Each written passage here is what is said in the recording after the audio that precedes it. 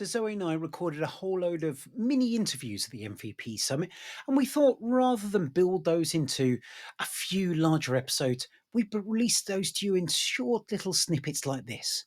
So enjoy a set of our interviews live from Seattle with various people from Microsoft and MVPs. Hope you enjoy them. Hello, I'm here in Seattle for MVP Summit with Rishi. Would you like to introduce yourself? Hi there, yeah, so Rishi Sapra. So I work in the global intelligent data platform practice at Avanade, which is structured the same way as Microsoft. So Avanade structures ourselves the same way. We cover everything data platform, so Databricks, Fabric, and yeah, all the other platforms that form part of IDP. And you are an MVP. Are you a data platform data MVP? Platform MVP, yep. Brilliant. Okay, so thank you for joining me today. I've just got a few quick questions for Sure. you. First of all, what does Copilot mean to you? So Copilot, when I first started using Copilot with ChatGPT and Which things Copilot? like that, I mean, just ChatGPT Yeah. or even Excel Copilot and all of these things, Office Copilot, I started to think of it as automation because that's my background that I'm used to. And I started to say, PowerPoint, can you make all the fonts in this PowerPoint deck consistent? No, sorry, I can't do that for you. Can you apply branding to Like this? the consultant's dream. Yeah. No, sorry, I can't do that yet. I was like, what can you do? But then I think you start to realise that it's not about automation. It's actually about like having that creativity. And from a data perspective, that's actually more useful than automation because you can do Excel VBA and things like that. And yes, you can get things to write code for you.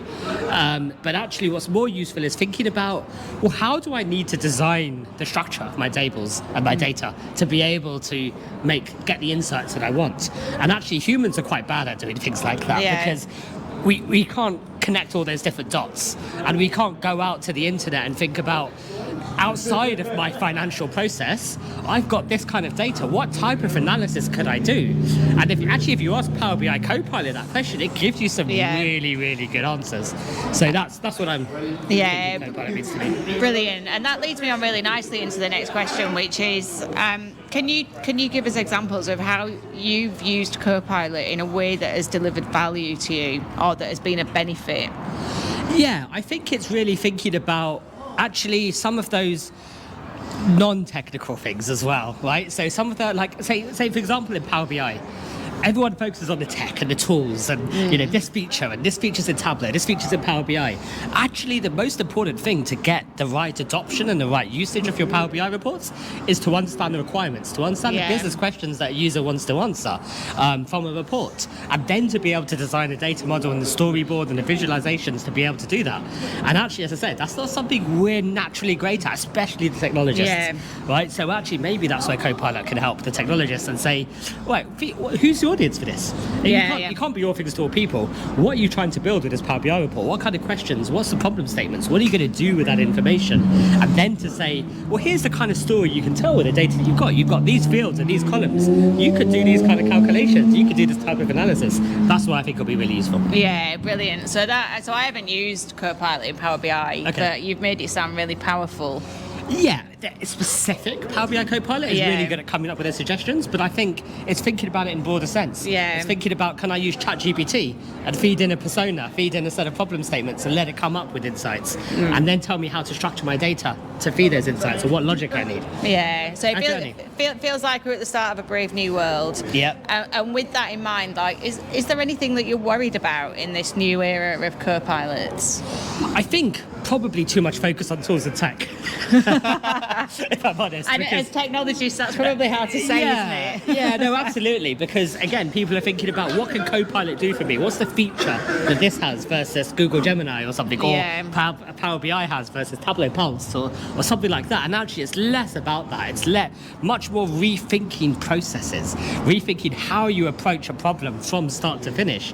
Like, imagine you were just starting a brand new company and you had to get to this kind of output, or this level of insights. How would you do it? How do I get to product market fit when this is the problem statement I'm trying to solve? This is the problem statement. Whereas the ways everyone's thinking about it is, I've got to do this process, this month-end process, or this process.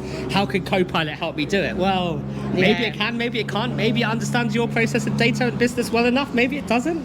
Maybe you need to do a lot of work to get it to that point. But actually, rethink that. What are you trying to do? What have you got to start with? And help Copilot guide you. And I think training will be a really big thing part of that, because I'm really hoping Copilot will start to become a teacher a bit more than it is now. Yeah, it's definitely a colleague, isn't it? Like, so in the office Copilot, I can use it as a colleague and ask it questions and for guidance and ideas and help. And I'm assuming you can hopefully do the same a little bit in the data world. Yeah, but actually, tell me how I can do something. Yeah. I don't necessarily. I could do it. I'm actually happy to do it, but I'm just I don't even know where to start. Especially with something like Fabric, there's 1,000,001 ways to do the same thing. Right? Yeah. You can look at my data. What's going to be better? I can give you my data volumes, or you can see them. Is it? What's the best, most efficient? What's the most efficient way? What's going to be the best use of my capacity units? What's going to be? What's the code to do it then? Give that to me, or give it to me a starting point, and guide me through that process. The whole analytics process. That's where I hope it's going to get to.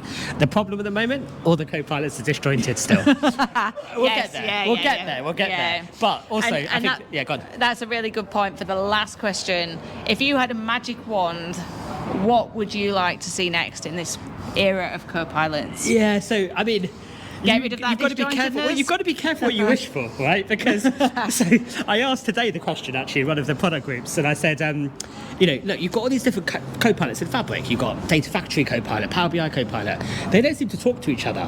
But actually, if they did, could they not feed the information to each other? Could you not say, I recommend you structure your data like this, and by the way, I'm going to pass that on to the Power BI Copilot so it knows how your data is structured. And I guess the challenge with that is that's very hard to have that overarching Microsoft Copilot. And you start to get into Visions of Skynet very, very quickly. That, where you've got one master Copilot that rules them all. Yeah, so, I think as well that the human in the loop is really important, because it can make the recommendations, but I personally still think that before it takes action and passes that on, it should be an approval. Like, it can say to you, we think this is what your data needs to look like, do you agree? And then you send it to the Power BI Copilot. Yeah, but it's two things. Number one, it needs to guide you through that process more. Right? So the Copilots won't necessarily... needs to be possible. Yeah, the Copilots don't necessarily need to all just integrate together and seamlessly do everything for you, because that's not going to help you. But I think the other angle is give you the opportunity to provide that business context. So what does this data mean? What am I trying to achieve? And by doing that, you're involving the human, but you're actually using the human for what humans are good at, which is what they know. Yeah, brilliant. Well, thanks so much for joining me. Really great. Thanks for the opportunity.